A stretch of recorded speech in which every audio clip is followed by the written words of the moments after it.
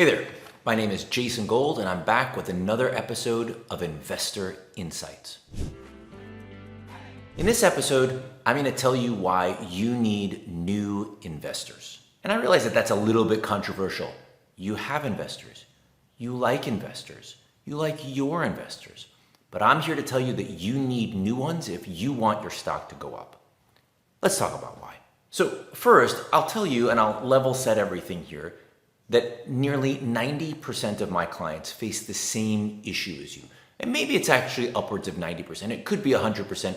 I'm just using 90 as a round number. And this conversation usually begins while I'm talking to the CEO. When I tell him or her what they need to do, I'm giving some recommendations about why they need to tell the story at a very simple level. And they inevitably say to me, our investors totally know this. I don't need to repeat this for them. They all get it. And he's right. But here's the thing. Only his existing investors get it. The new ones don't understand it at all. And the existing ones already own the stock. So the stock's not going up just from them. In order for the stock to go up, he needs or she needs new people to be buying the stock. New investors consistently need to cycle into this story. Now, of course, there are situations where your existing investors could buy more. But let's break that apart actually. Unlikely that every one of your existing investors will double their position. But more importantly is as the stock goes up, some of those existing investors will become sellers. And so they will be flooding the market with supply. So if only your existing investors know and like the story, your stock actually will start to go down. They get bored with it. They become sellers. Investors like to buy things that are working. They might be willing to double their position, but in a strange twist that doesn't make a lot of sense to most rational non-investors, they would rather buy the stock 10 or 15% higher where the stock is today. So you need new people coming into the stock to get your existing investors to buy more.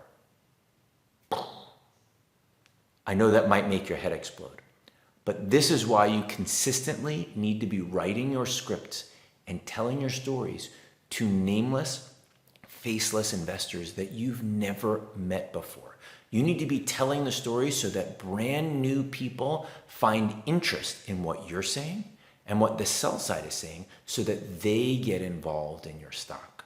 You want to think of writing your scripts and talking to investors like running a restaurant. Imagine you've got a great restaurant, the best one in town, and you've got a restaurant full of seated diners. If all you do is cater to your existing diners who are already sitting in the restaurant, who already have steaks and seafood in front of them, you're not doing yourself any favor. They're already there. They're already spending their money with you. But the thing is, you have 2 or 3 seatings a night. You've got 7 nights a week that you want to fill the restaurant. You need to be catering to more than just your regular customers. You need to be catering to more than just the people that are there, because catering to someone who already has a full belly isn't going to fill the tables at 8 and 9 and 10 o'clock if they're there for the 7 o'clock seating. Think about your existing investors as the 7 o'clock seating of your restaurant. You need to fill the seats at 9 and 10 o'clock in order for this thing to maximize its profitability. So where does this come into play?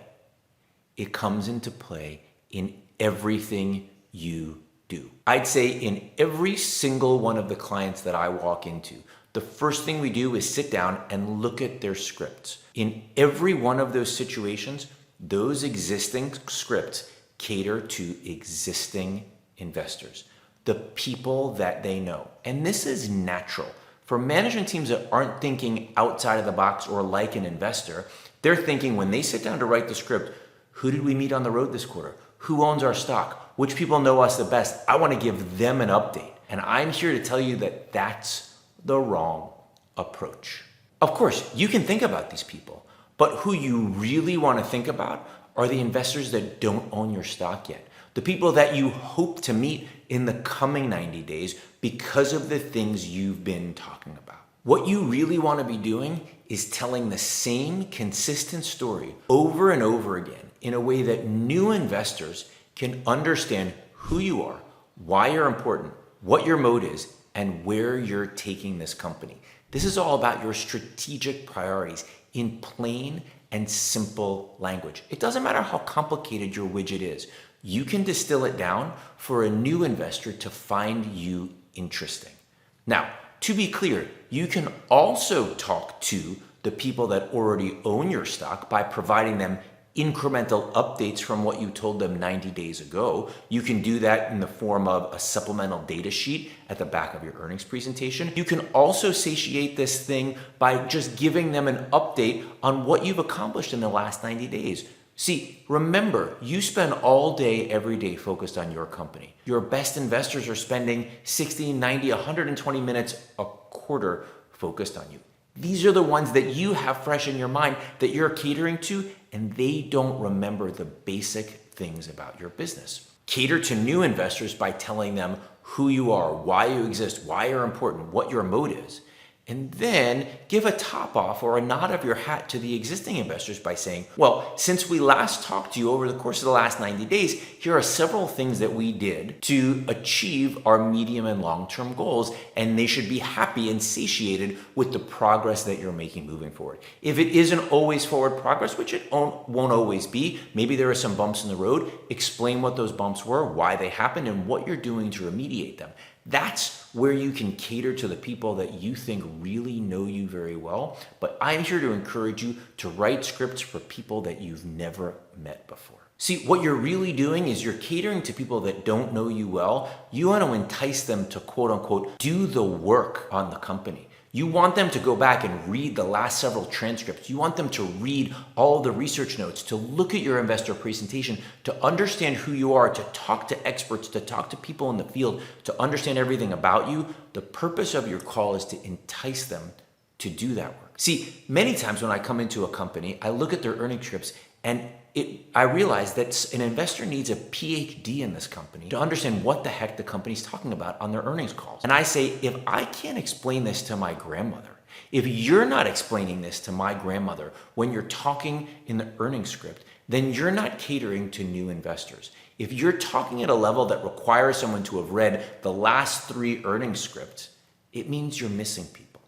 I pitch companies all the time and I read the last earnings script and I get on the call with them in the first conversation and they say, well, but did you read the transcript of our analyst day 6 quarters ago? And I look at them like they're crazy.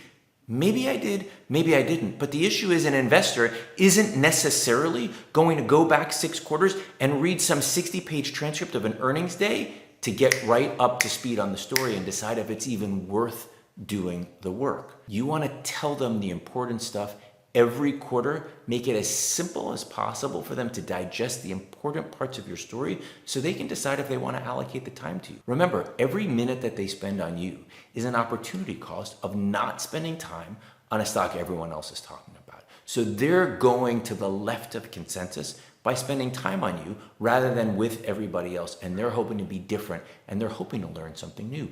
Make it easy for them to do their job.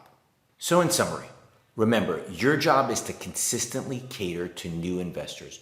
Don't write your script assuming everybody understands everything about you.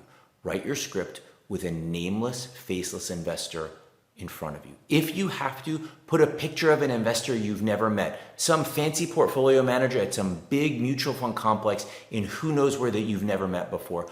Put a picture of them up on the wall and write your script catering to them.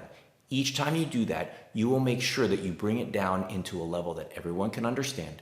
They won't need a PhD to follow along, and you will consistently be catering to new investors. That is one of the keys to having a stock that works, and that's why you need new investors. Your existing investors won't be sufficient to get you where you want to go. That's it for today. Thanks everybody for tuning in to another episode of Investor Insights. My name is Jason Gold. I look forward to seeing you here again next time.